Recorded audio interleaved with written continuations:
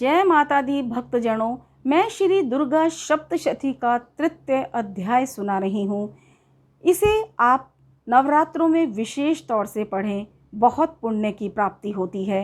ऋषि बोले, महाअसुर चिक्षुर ने जब देखा कि यह सेना तो इस प्रकार मारी जा रही है, तब उसने बड़ा क्रोध उत्पन्न हो गया।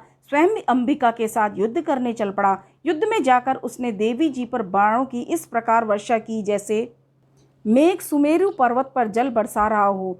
तब देवी ने उसके बाणों को खेल खेल में ही काट दिया।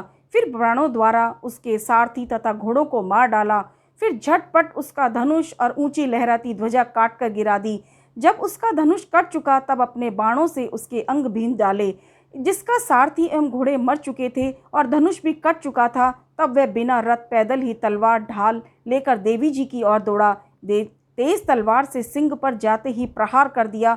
फिर तो देवी जी की वाम भुजा पर बड़े जोर से प्रहार किया। हे राजन, ज्यों ही उसकी तलवार देवी की भुजा पर पहुंची त्यों ही टूट गई।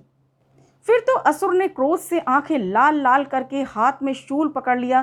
भद्रकाली जी पर उस दैत्य ने वह शूल डाल दिया। वह शूल इस प्रकार चमका जैसे कि आकाश से सूर्य मंडल गिर रहा हो। देवी जी ने अपनी ओर आते हुए उस शूल को देखकर उस पर अपना शूल चला दिया, जिससे उस शूल के सैकड़ों टुकड़े हो गए। साथ में उस चिक्षुर महादैत्य के प्राण भी निकल गए।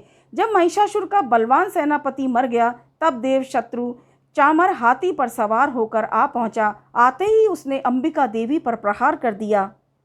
श्री देवी ने हुंकार द्वारा ही उसे तेजहीन कर गिरा दिया। अपनी शक्ति को गिरा हुआ देखकर चामर को बड़ा क्रोध आ गया। उसने शूल का प्रहार कर दिया। शूल को भी देवी जी ने बाणों द्वारा टुकड़े टुकड़े कर डाला। तब सिंह भी उछलकर हाथी के मस्तक पर जा बैठा। वे दोनों परस्पर लड़ते लड़ते उस हाथी से नीचे पृथ्वी पर आ गए। भयंकर प्रहारों से परस्पर युद्ध करने लगे। तब बड़े वेग से सिंह ऊपर को उछला। तब आकाश से नीचे की ओर गिरते गिरते पंजों के प्रहार से दैत्य चामर का सिर धड़ से अलग कर डाला। देवी जी ने युद्ध में उदग्र को मार डाला।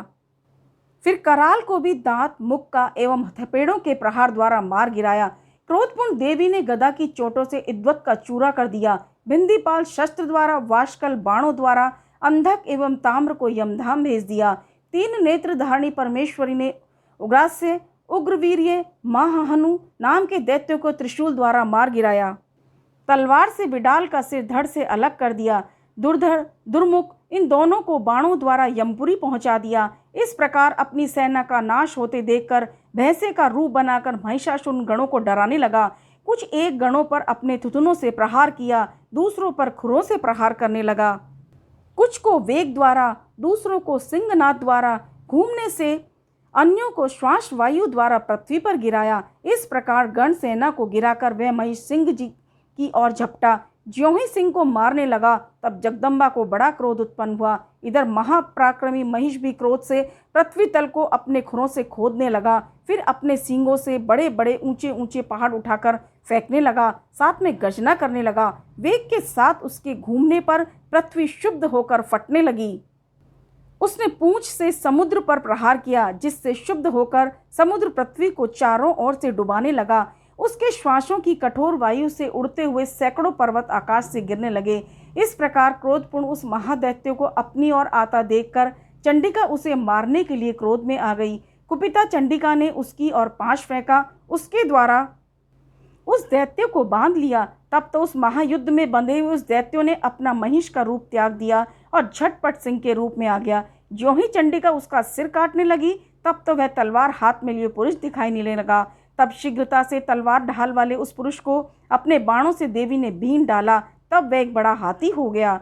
अपनी सूंड से उस महान सिंह को खींचा, फिर गर्जने लगा। उसके खींचते समय अपने खंग के द्वारा देवी ने उसकी सूंड को काट दिया।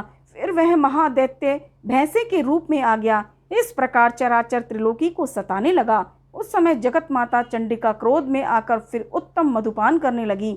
लाल लाल नेत्र करके हंसने लगी। वह दैत्य भी बल पराक्रम के मद में उन्मत्त होकर गरजने लगा। अपने सिंगों से उठा उठाकर पहाड़ देवी की ओर फेंकने लगा। तब सुरापान के मद के कारण लाल लाल आंखों वाली चंडिका जी ने कुछ अस्त व्यस्त शब्दों में कहा, अरे मूठ, जब तक कि मैं मधुपान कर लूं, तब तक तू क्षण भर के लिए गरज ले।